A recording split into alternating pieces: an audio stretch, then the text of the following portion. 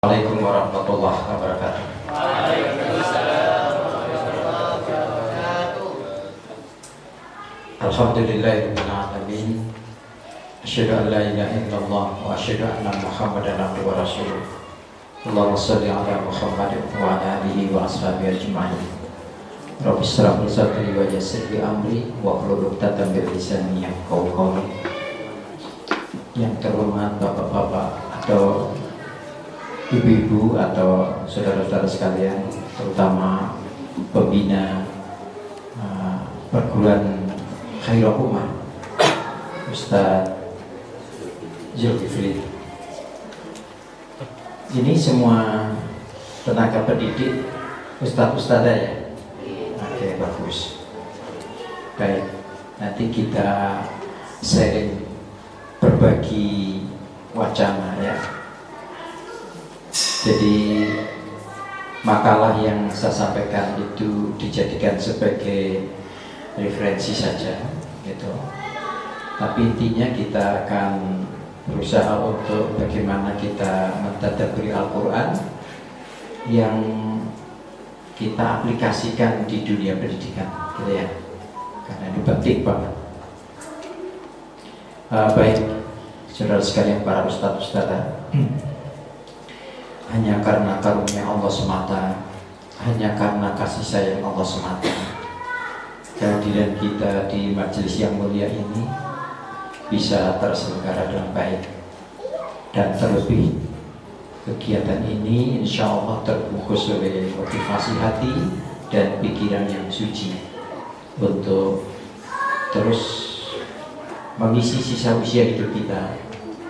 Saya lihat semuanya masih muda-muda, sisa usia hidup yang sangat produktif, sisa usia hidup yang penuh dengan giroh perjuangan, sisa usia hidup yang penuh dengan pengabdian untuk kebesaran lembaga pendidikan ini. Namanya Yayasan Khairul Ummah, Ustaz. Oke. Ya, udah. Di aspek penanganan SMI, SMP, SD SMP, baik. Oh, ya, baik.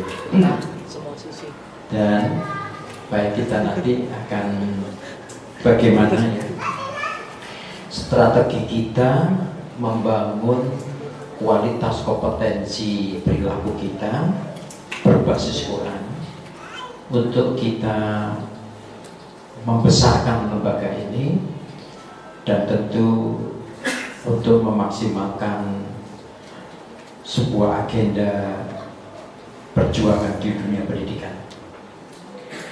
Baik, ada beberapa konsep penting ya, ada beberapa konsep penting yang perlu kita tanamkan secara kokoh. Kalau dalam bahasa antropologi, sosiologi itu kita perlu lakukan internalisasi value Qurani gitu ya. Internalisasi value Quran itu penyerapan nilai-nilai Quran untuk kita bumikan di dalam proses edukasi yang berbasis Islam. Gitu. Saya punya sedikit pengalaman untuk menjadi trainer guru SMA, SMK se-Indonesia gitu ya, sekian puluh tahun gitu. Kemudian punya sedikit pengalaman untuk memantau perkembangan dunia pendidikan di terutama yayasan-yayasan gitu ya, karena kurang lebih 10 tahun menjadi Dewan Pendidikan Kota Malang. Nah, ingin saya tularkan, dan subhanallah, alhamdulillah, ketika diamanati mengembangkan pendidikan itu, kami dengan tim, bukan saya ya, kami dengan tim selalu bisa menghadirkan lembaga pendidikan berbasis Islam yang maju, yang maju. Jujur, ini wilayah kabupaten ya? Oh, masih kota? Oh, perbatasan. Iya, baik. Saudara-saudara sekalian, bagian awal dulu ya, bagian awal dulu. Jadi ketika kita berkiprah di dunia pendidikan. Dan ketika kita membangun lembaga pendidikan yang berbasis Qurani, itu insya Allah akan memberikan nilai berkah yang luar biasa bagi kita pribadi menjalani hidup dan sekaligus menyelamatkan sang generasi. Prinsip itu harus ditanamkan yang kuat, ya. Jadi kita akan menyelamatkan hidup kita dan kita pun akan menyelamatkan kelangsungan generasi. Tentu generasi yang berbasis etik, morality, generasi yang berbasis kualitas spiritual, generasi yang betul-betul kualitas emosi religi yang Islam. Itu penting, ya. Baik. Nah, yakinlah pada beberapa konsep dalam Al-Quran. Seperti di surah Ibrahim gitu ya, ayat 1, antum semua saudara-saudara para ustaz-ustazah insyaallah fasih gitu ya. Jadi alif lam ra, kitabun unzila ilaika litukhrijan nas minadh dhulumati ilan nur. Konsep Al-Quran ini diturunkan untuk kamu itu untuk mengeluarkan manusia dari sebuah kegelapan menuju terang benderang. Itu bahasa atau makna bayaninya gitu ya. Tetapi itu harus betul-betul kita tanamkan dalam pikiran kita untuk kita interpretasi, untuk kita kaji lebih jauh bahwa tidak ada jalan, metode, strategi ya, yang paling canggih gitu, kecuali kita betul-betul menjadikan Al-Quran sebagai orientasi hidup. Supaya apa? Supaya kehidupan ini tidak gelap gitu. Jadi kalau adik-adik masih muda ini lihat suasana kondisi sosial politik negeri ini kan sudah diungkap sebagai negeri yang dalam kegelapan gitu. Karena persoalannya memang itu. Jadi kaidah mafhum mukhalafahnya kalau tidak berdasarkan Al-Quran ya otomatis gelap gitu. Karena minadh dhulumati ilan nur gitu. Oke, itu poin ke-1 dari masih pendahuluan ya. Nah ini harus ditanamkan secara kuat, terutama kita para ustadz itu jangan ragu tentang itu. Konsep itu jelas gitu. Kalau itu nanti sudah jelas, maka kita akan punya giroh, semangat yang luar biasa gitu ya, untuk membumikan nilai-nilai Quran itu. Baik.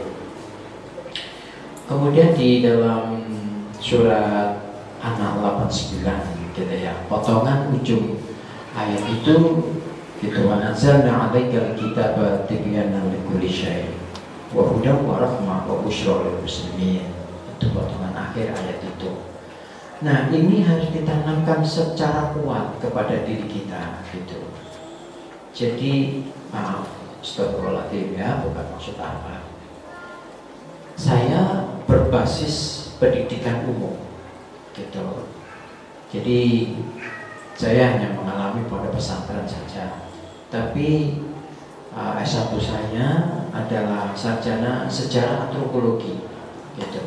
S2 saya sarjana sosiologi, S3 saya sarjana sosiologi, S3 sosiologi. Nah, basis saya sekian lama ada di pesantren itu, waktu itu memang saya sengaja berpikiran, teman-teman saya tuh, kamu kok ngapain gitu, masuk sekolah umum jurusan sekuler lagi, mau ngajar mempelajari sejarah sama antropologi.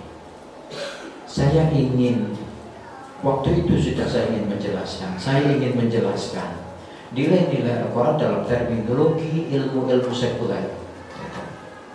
Sebab ketika ilmu sekuler itu dijelaskan dalam terminologi Al-Quran, dan insya Allah bisa, karena Al-Quran itu ngomong itu anzalna 'alaikal kitaba gitu. Jadi wa nazzalna 'alaikal kitab, aku turunkan Al-Quran itu betul-betul memberikan sesuatu gambaran gitu.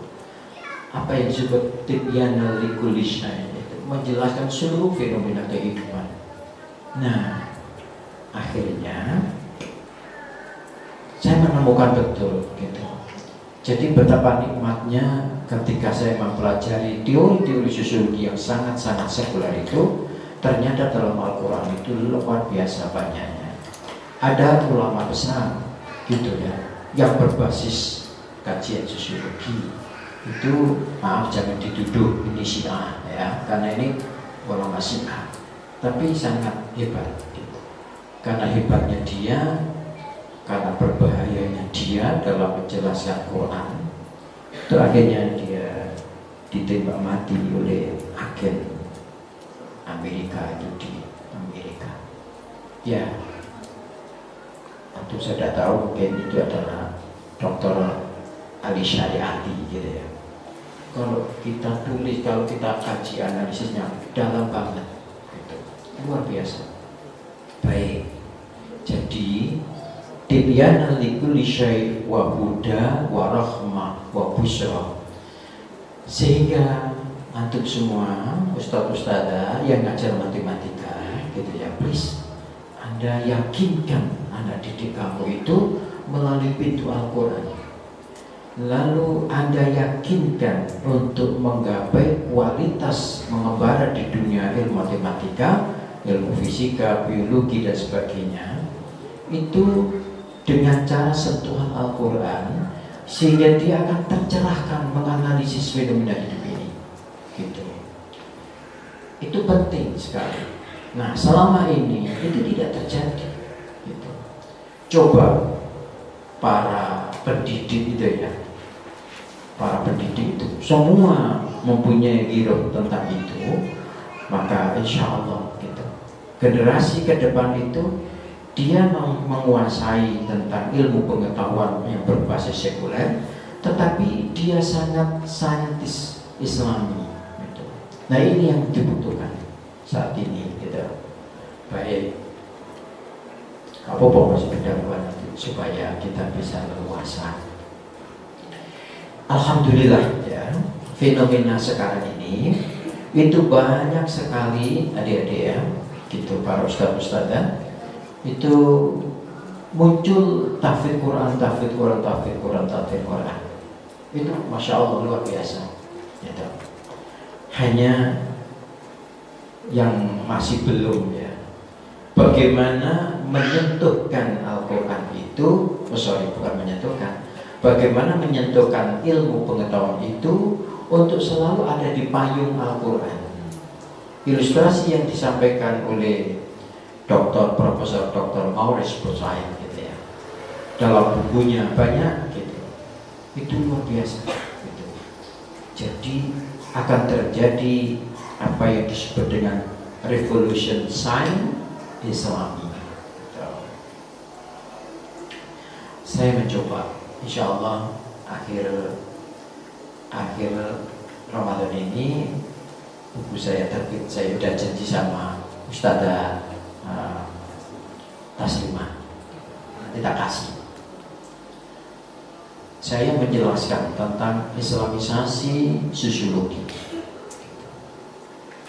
Jujur, jadi kalau dalam social science, ilmu pengetahuan sosial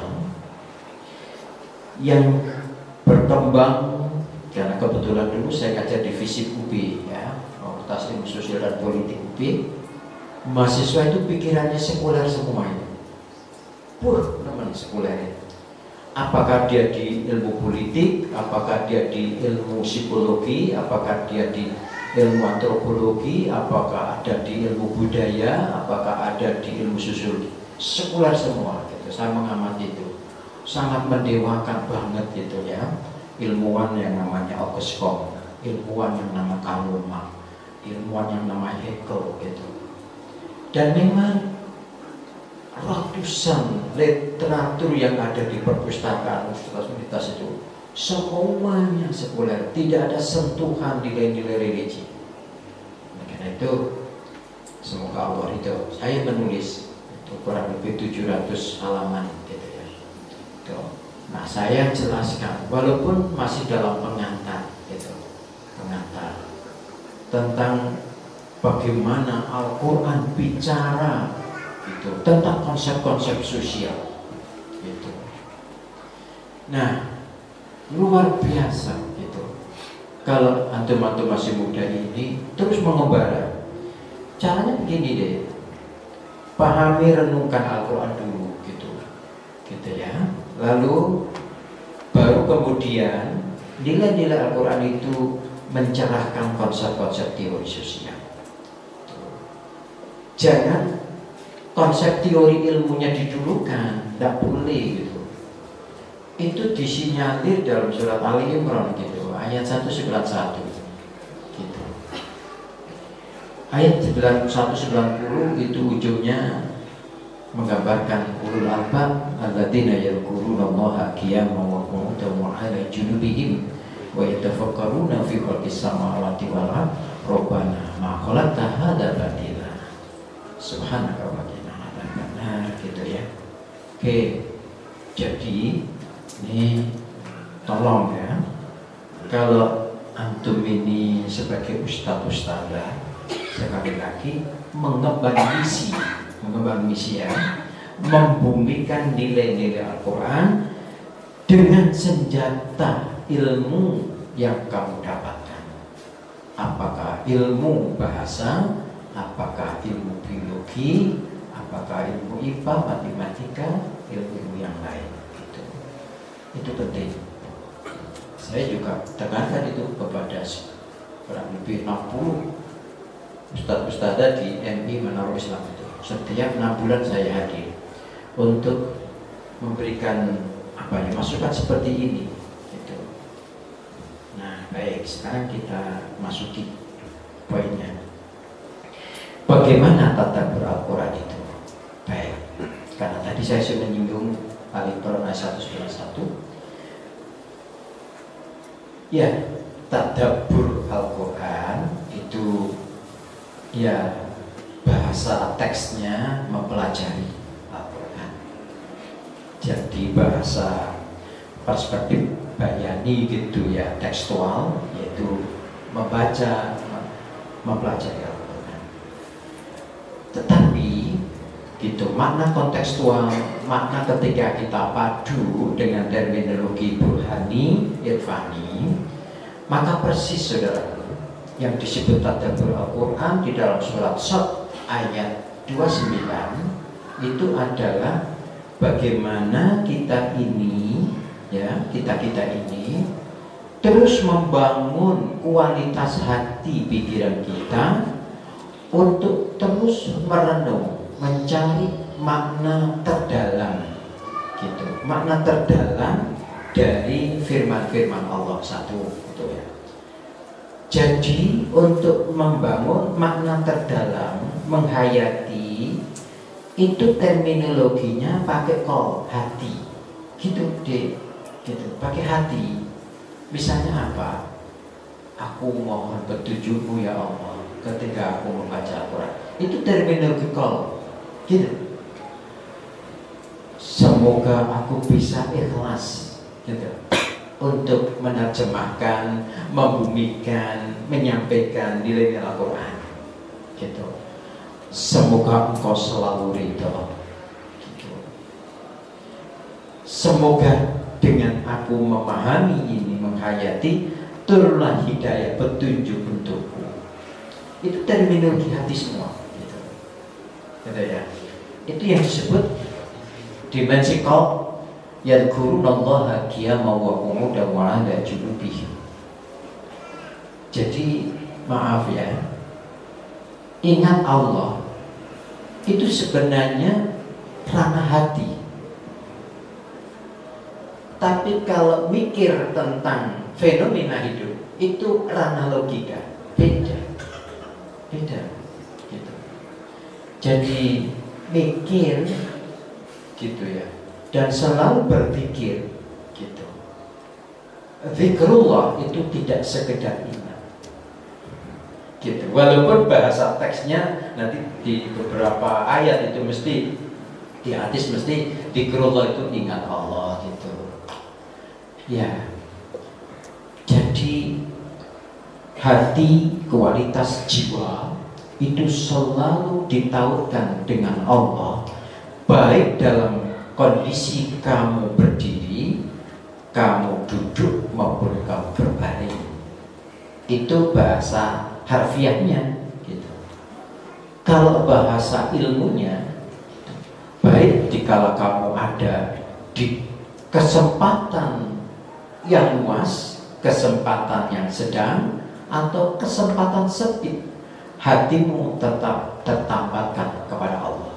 Apa itu? Ya, cerminan iyyaka na'budu wa iyyaka nasta'in. Hanya kepadamu aku taat, hanya kepadamu aku mohon perlindungan, gitu. Kalau logika nggak begitu deh. Nggak ada yang namanya sami'na wa ata'na, logika itu. Gitu.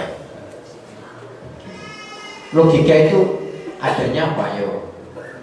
Selalu pamrih, selalu ada kepentingan dunia, selalu transaksional, gitu. Itu logika. Jadi adik maaf ya, saya sudah bilang juga kepada para ustadz-ustadzah kami yang kami pindah di MI Manusantara. Kalau di bawah para ustadz-ustadzah, setiap menjalankan pekerjaan ingat kepada gaji yang didapat. Itu logika kamu yang kau dahulukan dalam pekerjaan. Tetapi kalau ketika dari rumah ke tempat sekolah ingin mengajar, hatinya itu bilang, aku sedang berjihad membela agamamu ya Allah, aku sedang berdakwah menyampaikan nilai-nilai luhur Al-Quran, terimalah sebagai amal baik, jadikan itu barokah. Nah, itu terminologi hati gitu. Terminologi hati. Nah, itu penting. Yang kedua, tadabbur Al-Quran itu harus, kedua ini maaf deh, struktural ini namanya. Struktural hierarkis. Struktural hierarkis itu harus nomor 1 dulu, baru nomor 2, baru nomor 3 gitu. Ya.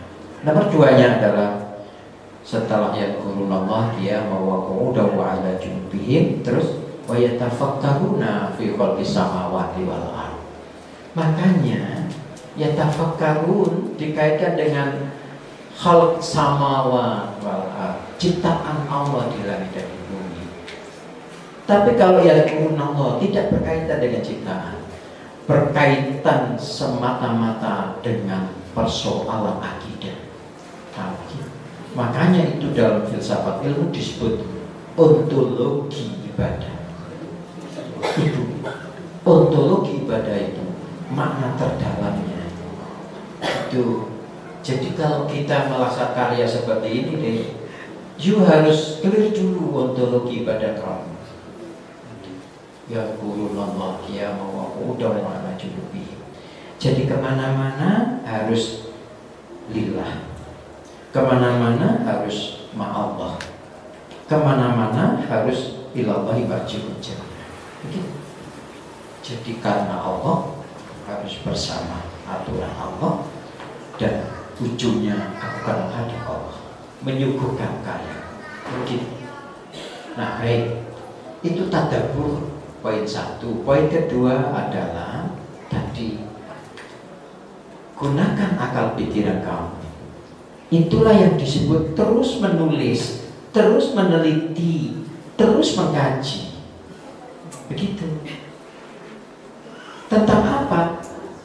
Tentang segala apa yang diciptakan Allah di langit dan di bumi ini, kamu teliti. Gitu.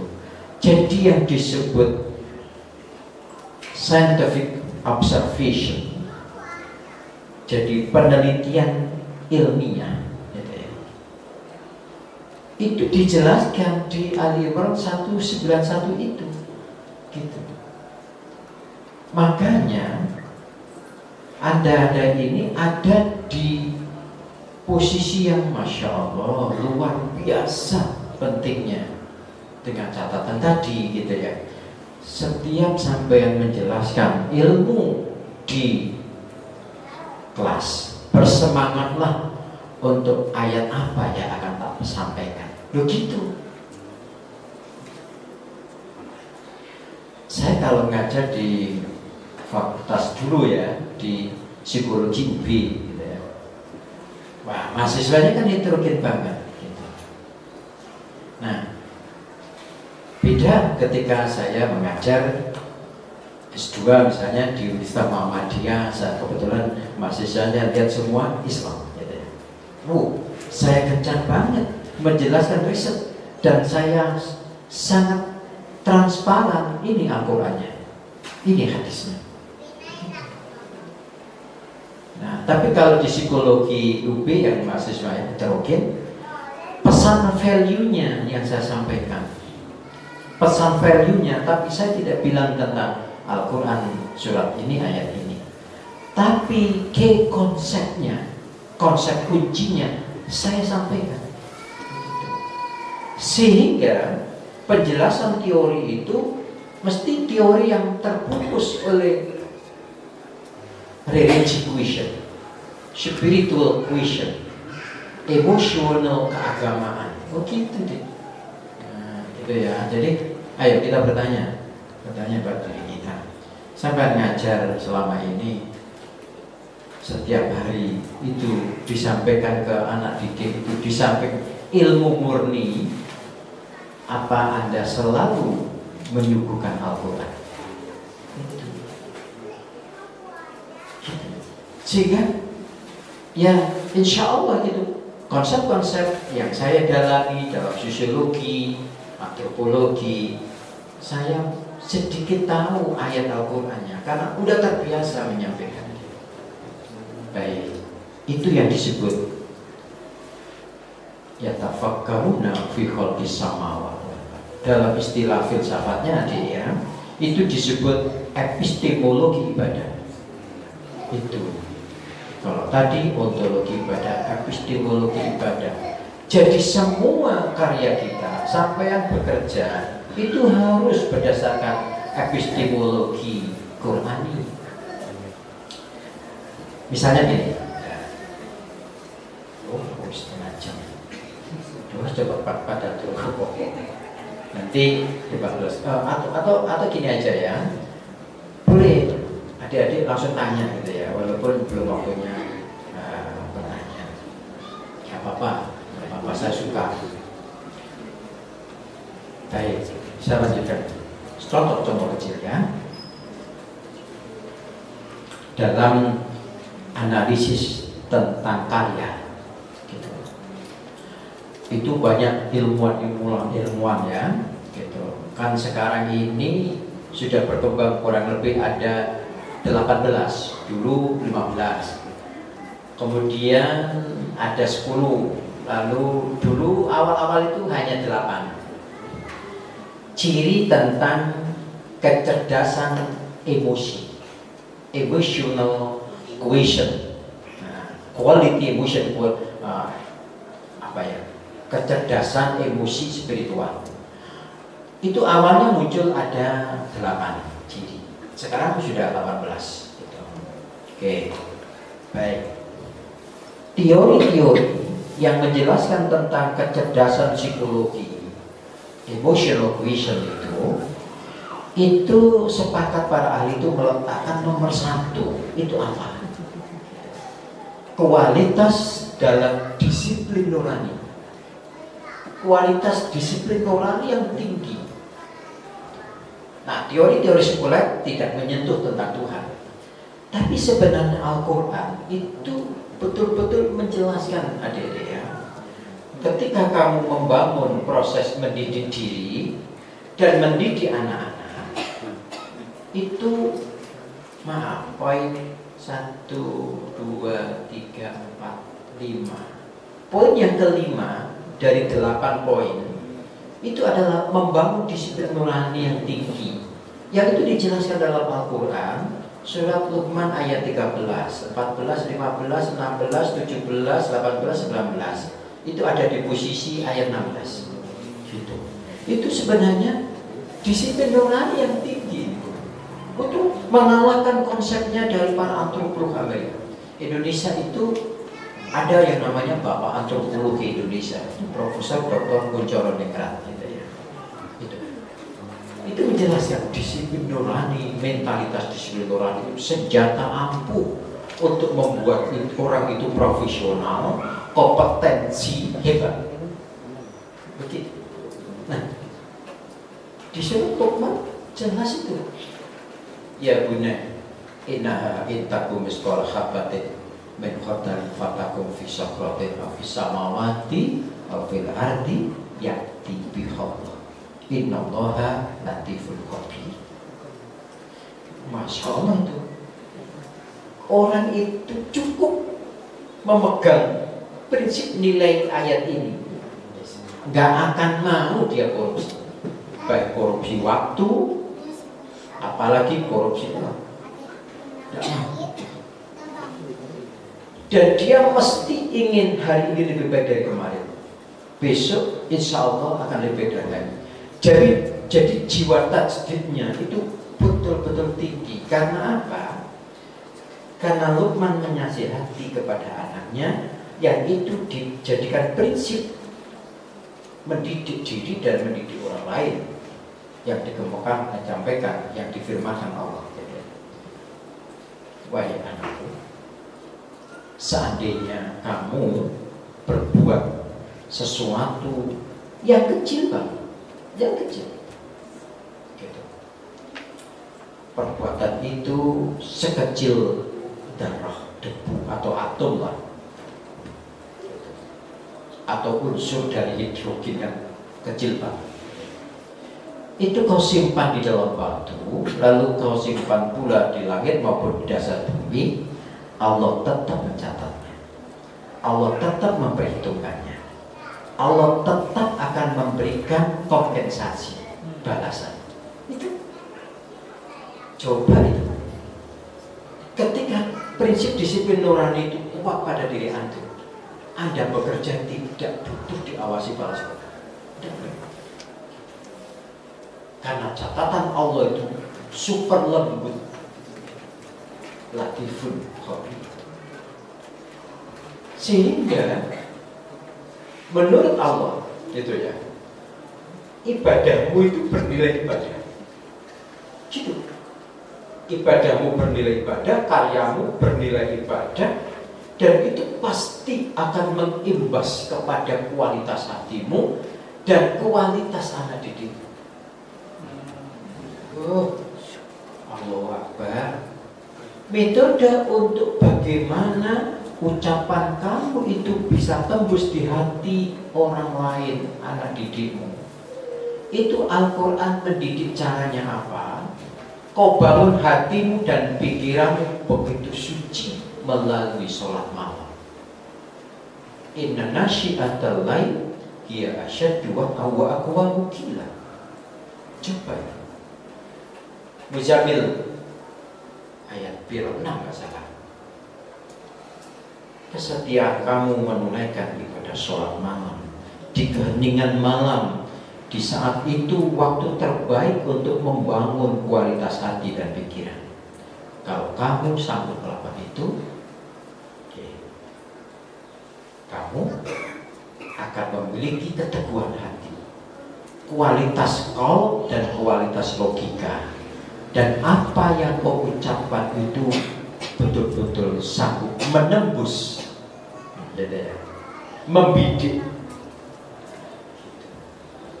hati dirimu, hati orang lain. Oke, baik ya. Ini antum sebagai pendidik, indikatornya ini ya, indikatornya. Kehadiranmu ke kelas itu, anak-anak didik itu senang banget. Itu indikator ucapan kamu tembus di hati. Kehadiranmu ditunggu. kehadiranmu bagaikan embun bagi mereka. Kehadiranmu mengalahkan peran orang tua kandungnya. Itu kalau ontologi ibadahmu yes, epistemologi ibadahmu yes. Nanti dipadu dengan yang ketiga ya. Wah itu insya Allah terjadi. Nah itulah yang akan menyebabkan gitu ya. Otomatis itu nanti lembaganya akan besar, pasti akan besar, pasti. Karena pencerminan para pendidik seperti itu, gitu ya. Itu kan pencerminan dia konsisten kalau membangun disiplin moral yang tinggi, itu pasti dia akan membangun apa yang disebut dengan kualitas sikap mental konsisten, istiqomah. Gitu. Itu udah istiqomah itu. Allah itu udah janjikan pasti aku karuniakan para nikmat luar biasa banyaknya. Seperti aku menumpahkan air hujan yang sangat deras ke atas bumi, gitu. Wa Allah istaqamu ala tariqah la asqainahum ma'ah, kan gitu ya. Dalam surah Al-Jin ayat 16. Oke. Jadi kalau antum nanti baca ya surah Al-Imran ayat 191 itu dasar banget itu. Dasar banget. Jadi kalau makanya itu ciri ulul albab. Makanya ya, kalau antum tanya kalimat tadabbur Al-Quran itu disandingkan dengan ulul albab. Itu di surat Shad ayat 29. Kita beranggizalnahu ilaika mubah liyadabbaru ayatihi wa liyatadzakkara ulul albab. Itu artinya ulul albab otomatis adalah sanggup mentadabburi. Kualitas tadabbur otomatis itulah ciri ulul albab. Begitu. Terus kita kaitkan dengan Al-Imran 191. Ulul albab itu tadi. Masya Allah gitu. Setiap karya-karyanya selalu dia tanyakan ontologinya. Sampainya menilai pekerjaan murid. Itu apa ontologi saya mengevaluasi? Gitu. Jadi maaf kalau saya dulu ya selalu bilang sama anak-anak ya, baik ngajak SMA, mahasiswa, saya bilang nilai yang aku berikan untukmu di raport itu adalah nilai akumulatif. Apa? Nilai kuantitatif. Hasil tes kamu bisa menjawab soal 10, 5 soal atau 100 soal. Tes kuantitatif. Ada standarnya.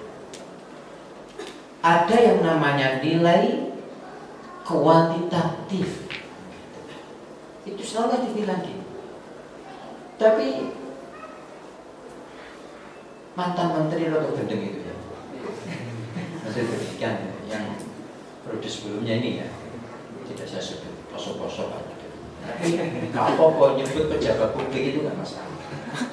Tapi kalau saya menyebut sesama teman, kamu nggak punya itu ada dasarnya.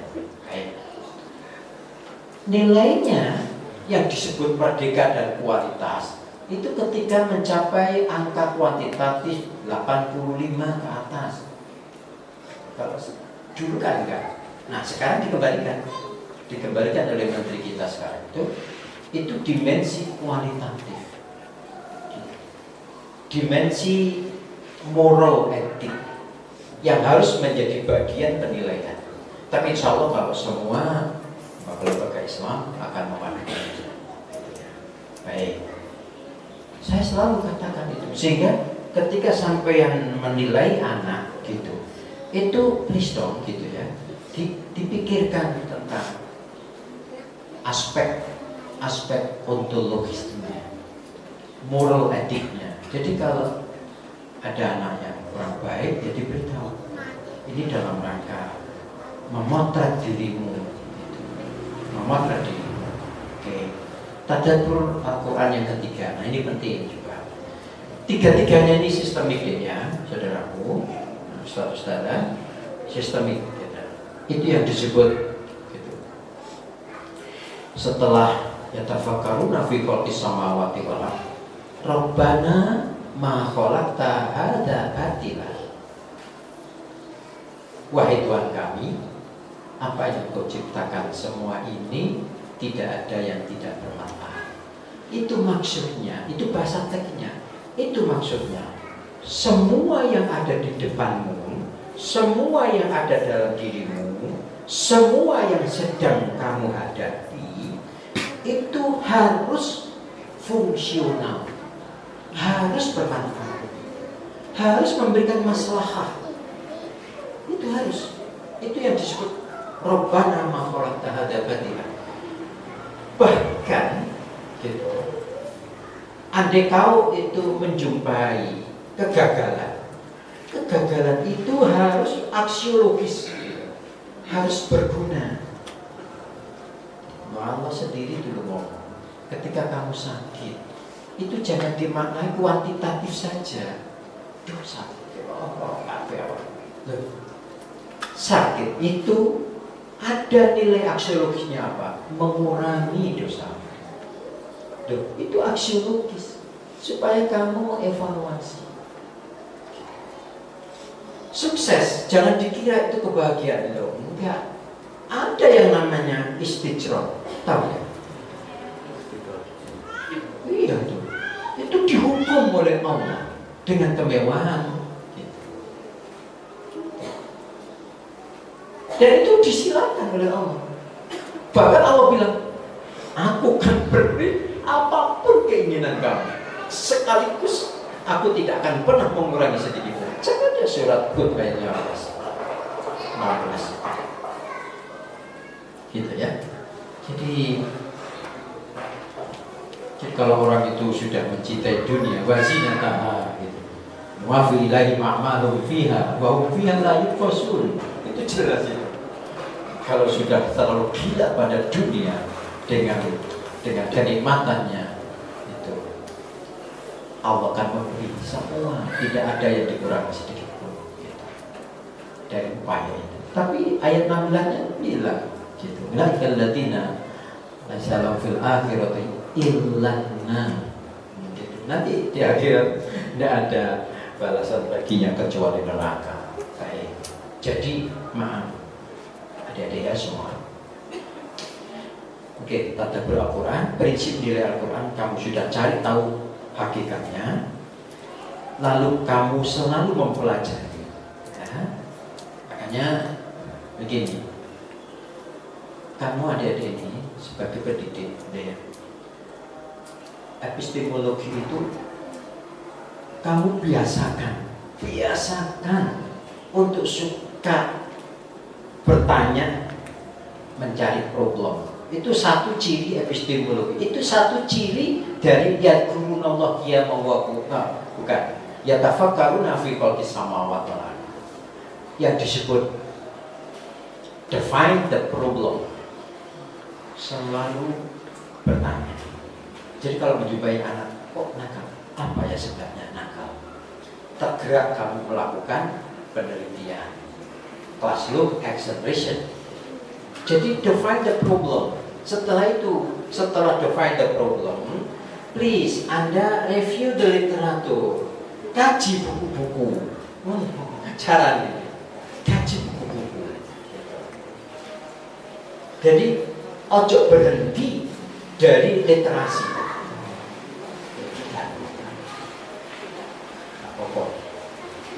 Yo, ada orang rumah mana ini? Ada sih tak tahu mana? Terus saja. Ya, silakan.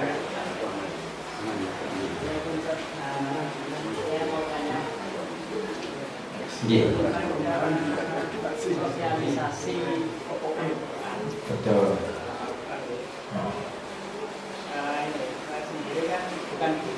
Betul. Guru tafsir ya, guru ngaji. Karyawan. Oke. Tapi terkadang saya sendiri kan melihat anak-anak kalau sosialisasinya dengan seorang guru nggak seperti guru ya. Kalau dulu dulu kan ketika ada orang di jalan kan suara sepatunya saja mereka sudah takut. Betul. Dan takut kelas dengan kalah. Karena kegiatan mereka malah lanjut. Betul. Betul. Lama bodoh. Saya kurang sukanya anak saya sebagai orang yang ingin anak-anak itu seperti anak-anak yang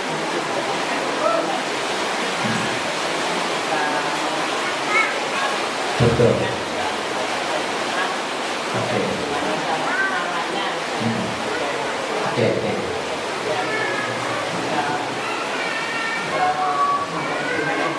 Betul. Iya, ya. Baik, bagus. Ini pertanyaan bagus banget.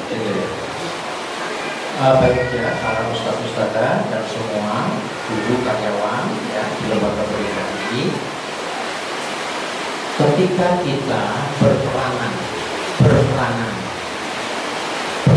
itu melaksanakan apa yang semestinya harus dilakukan sesuai dengan status masing-masing. Ketika kita berperanan, maka usahakan semaksimal mungkin peranan itu menjadi cerminan dari pengamalan nilai-nilai Al-Quran. Itu pada diri sendiri dulu. Kemudian setiap terjadi interaksi ada kesempatan, maka kesempatan untuk menilai perbuatan orang lain yang tidak sesuai dengan apa yang ada dalam nilai-nilai Quran, maka tetap harus punya kewajiban untuk menyampaikan dengan strategi. Kalau dalam Al-Quran itu bil hikmah, ya, An-Nahl 125. Jadi semua punya kewajiban sama. Ud'u ila sabili rabbika bil hikmah wal mau'izatil hasanah wajadil billati ahsan. Sekarang memang ini yang disebut dengan era digital itu betul-betul akan semakin menjauhkan manusia itu dari nilai-nilai human relation, hubungan dengan sesama, termasuk nilai-nilai bagaimana menghormati sesama dan seterusnya. Jujur aja ya, saya cek sekarang. Dulu ketika saya itu ada di grup guru-guru gitu ya, yang belum ada teknologi, kebersamaan guru antara senior junior itu satu. Saya gitu loh, keluarga do aktif asik dengan budgetnya. Jadi seolah-olah nilai-nilai proses human relation-nya itu mulai terdegradasi, turun. Kadang terkesan udah tidak peduli. Kalau tidak ditegur, baru. Kalau tidak ditegur, baru. Nah, ini namanya sudah menjadi era ya.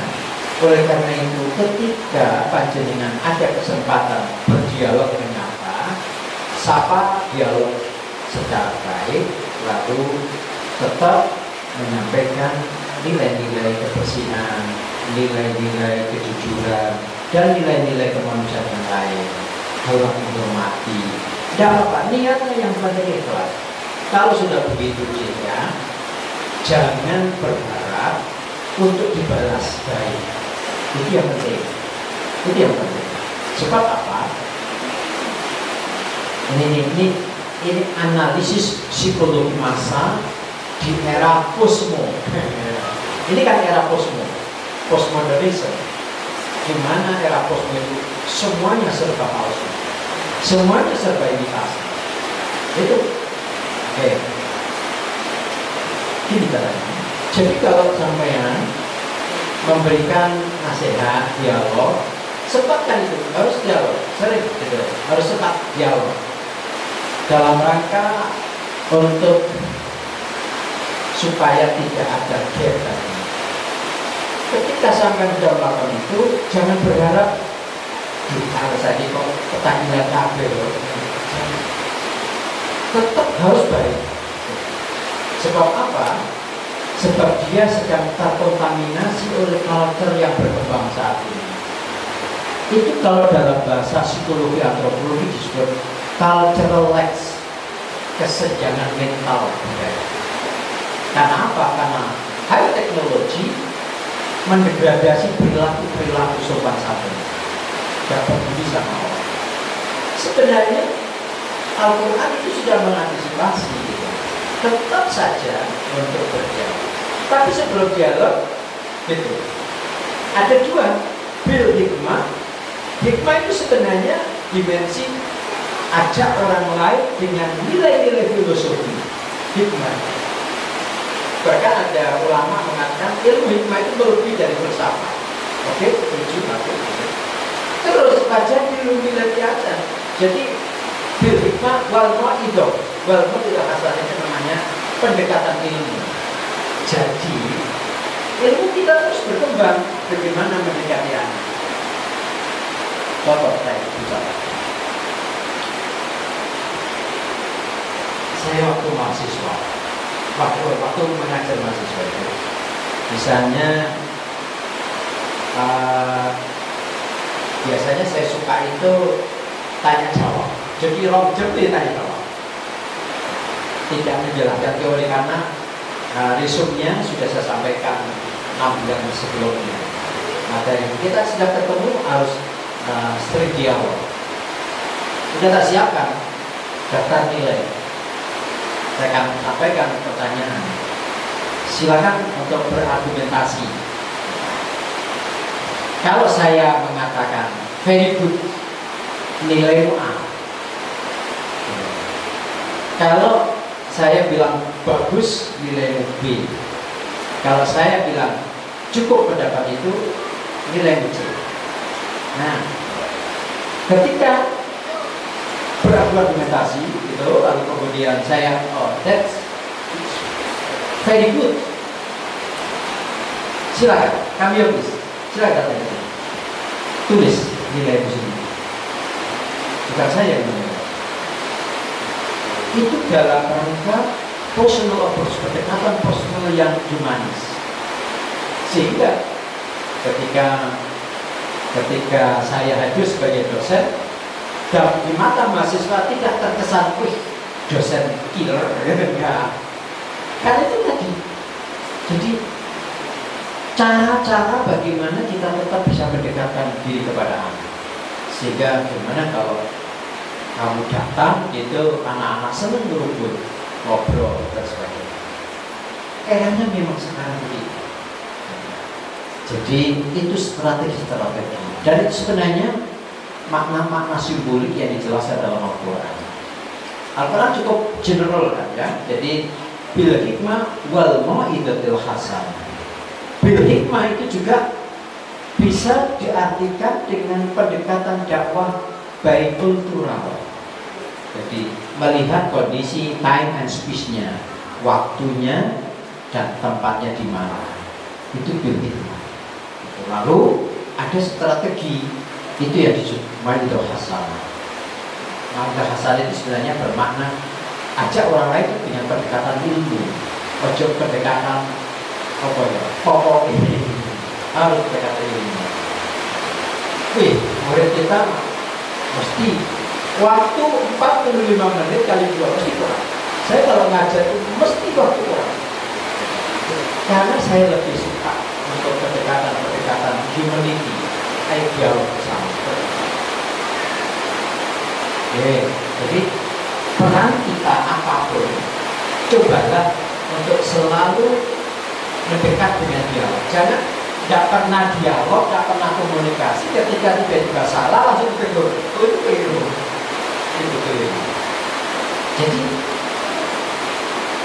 bagaimana ya? Ini sangat ideal, sangat ideal. Bisa terjadi, bisa. Anak berbuat salah, Anda datang, dia sudah ngomong, maaf Bapak, itu salah.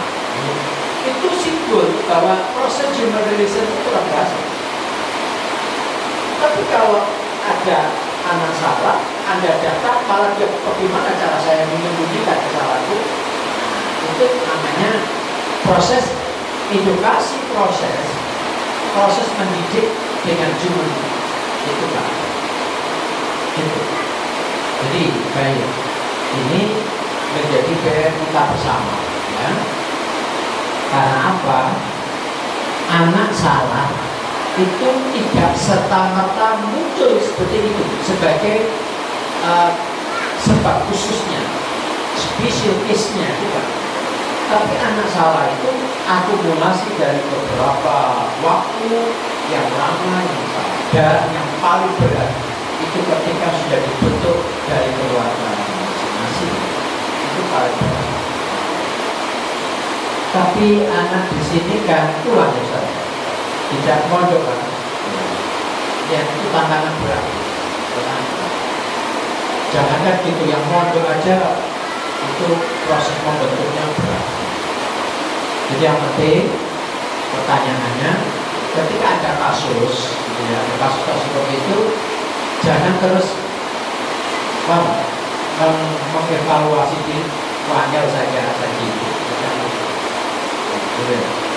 Profesor Mukti saja kan, ya, nanti kita itu Pak Mukti ya, itu selalu di setiap event itu menjelaskan bagaimana Anda melakukan inner education, mendidik anak dari dalamnya, dari personality-nya. Itu beda dengan si menteri sebelumnya. Bagaimana jejeli otak dia. Jadi kalau menteri kita itu bagaimana membangun namanya At-Tubahuha, itu rutin dijalankan yang baik, terbangun konsisten di situ. Yang kecil-kecil. Itu ya, baik. Terima kasih. Saya nggak mau ngomong, saya udah tahu. Aku mulai udah. Walaupun sudah 1 jam, nggak apa-apa. Ada agenda materi berikutnya enggak? Pulang. Oh ya wes. 10 menit aja ya. Ada pertanyaan? Ayo, dari Ustazah. Ojo ngantuk ya. Ngantuk. Baik. Nah, jadi yang paling penting ya, antum kita semuanya ini berusaha semaksimal mungkin mentadaburi itu, otomatis kita akan membangun proses personal kita menjadi ulul albab. Itu yang berdepan. Kenapa? Banyak kan ayat yang mengatakan gitu, bahwa yang terbaru illa ulul albab. Terus di surat Al-A'raf ayat 19 itu juga dijelaskan. Jadi Al-Quran itu tidak akan bisa dipahami, tidak akan sama orang yang memiliki basis ilmu dengan orang yang tidak memiliki basis ilmu. Yang bisa itu orang ulul albab. Nah, itu tadi kesimpulan dalam makalah saya itu adalah bagaimana kita mentadabur Al-Quran itu untuk membangun kualitas ontologi ibadah, untuk karya apapun, ya, epistemologinya, lalu aksiologinya, semua harus berfungsi. Hadir di kelas, saya harus berfungsi merubah perilaku anak. Sampean belajar menulis harus merubah paradigma berpikir saya. Ini Ustazah senior kampung Butas 5 ini sering ikut lomba karya-karya. Saya selalu mendukung. Itu dalam rangka bagaimana merefresh logika berpikirnya. Ya, jadi kalau bisa, nah sekarang ini terbuka kok di internet itu. Kalau ada lomba guru gitu ya, guru itu coba diikuti. Sekarang kan enak basis internet, diikuti syaratnya bagaimana, kemudian ketentuannya bagaimana pelajari, itu gampang banget pelajari. Iya betul. Pak Arifin sudah membuktikan banget itu. Sebagai mahasiswa sangat miskin, sangat miskin kan? Kamu masih enak. Baju saya itu setahun itu hanya satu. Sampai teman-teman itu, Fit, itu yang terang itu loh mau hancur gitu. Gak apa-apa. Jadi kuliah sekali gitu, nanti maghrib tak cuci, lalu tak jemur di luar. Kadang berangkat itu pagi itu rotok-rotok mamel di kapok, nanti badan ini kan panas gitu, nanti kan kering, jadi cukup sabar. Pernah makan tuh hanya sekali. Kalau minum tidak pernah minum air mineral. Kalau antum minumnya air mineral gitu ya. Saya air keran musola. Jadi kalau ngelah ini kalau musola ke air keran itu aja bismillah. Air bodoh-bodoh makhluknya aja nggak ada masalah. Karena begitu gampang aja gitu. Dan gitu. Jadi harus percaya. Jadi makan sehari hanya bohong juga gitu. Bohong juga itu. Tapi itu tadi, itu saya sambil menjadi pesuruh sekolah. Waktu itu bayarannya hanya 300 rupiah. 300 rupiah. Saya jalan. Setiap jalan saya bilang dalam hatiku, Arifin, apa yang kau alami saat ini harus berubah besok. Dan pasti berubah. Dan saya selalu ingat itu. Atau bayar 20 selalu itu. Orang yang kualitas iman akidahnya yes, orang yang selalu membangun sikap mental change berubah. Hari ini aku harus lebih baik dari kemarin dan besok insya Allah lebih baik dari hari ini. Dan orang yang selalu bersungguh-sungguh dengan jiwa raganya. Gitu. Adam darajatan indallah wa ulaihi muqarrabun. Allah pasti mengangkat derajatnya begitu tinggi. Gitu. Dan Allah pasti takdirkan dia mesti jadi pemenang. Tidak mungkin tidak gitu. Wis konsep itu aja. Gitu. Nah, itulah dibutuhkan pemahaman yang dalam. Makanya saya selalu bilang orang muslim itu tidak boleh sedih. Kalau kamu muslim sedih, galau, cemas, wes, keliru itu akidah. Ontologimu rusak, epistemologimu kosong, aksiologimu diselimuti bukan dengan tindakan, tapi apa? Dengan melamun, dengan menyesal. Lalu payah itu. Oke, ada pertanyaan? Bisa? Baik. Jadi saya senang sekali. Saya lebih suka datang dalam forum-forum tadabbur yang itu basisnya adalah pendidik, ustaz-ustazah gitu. Itu lebih suka saya karena paling tidak pemahamannya itu ada keselasan. Karena sering saya itu dikeluhi oleh ibu jamaah mama itu, Ustaz ceramah itu dulu toh gitu. Oke, harus tepat ya. Sering karena tiap hari itu paling nggak 1-2 jam saya nulis. Gitu. Saya menulis setiap hari. Di kesempatan sesibuk apapun harus ada waktu saya, terutama kalau habis subuh. Itu waktu yang bagus. Tapi dari masjid cepat pulang. Makanya jarang mengikuti kajian. Tapi kan saya sendiri akan menulis. Saya akan menulis kebetulan malamnya tahajud ada ide. Kami tunda. Ide itu saya tulis catatan 1 baris. Pulang dari masjid subuh harus menulis. Bisa 1 halaman. Nah, niatnya satu. Ya Allah, aku ingin mentadabburi Al-Quran dengan logika, dengan ontologiku, epistemologiku dan aksiologiku. Baik ya, semangat ya. Semuanya semangat dan semangatnya betul-betul inilah membumi dan masalah. Ini ini terima kasih sambil kita nikmati hujan atau muka Allah itu apa yang kita lakukan saat ini dan itu baca berdoa untuk diumumkan. Kalau antum tanya, nggak apa-apa, WA gitu. WA terus bisa kita dialogkan. Kurang lebihnya mohon maaf. Subhanallah wa bihamdihi, asyhadu an la ilaha illa anta, astaghfiruka wa atubu ilaik. Assalamualaikum warahmatullahi wabarakatuh.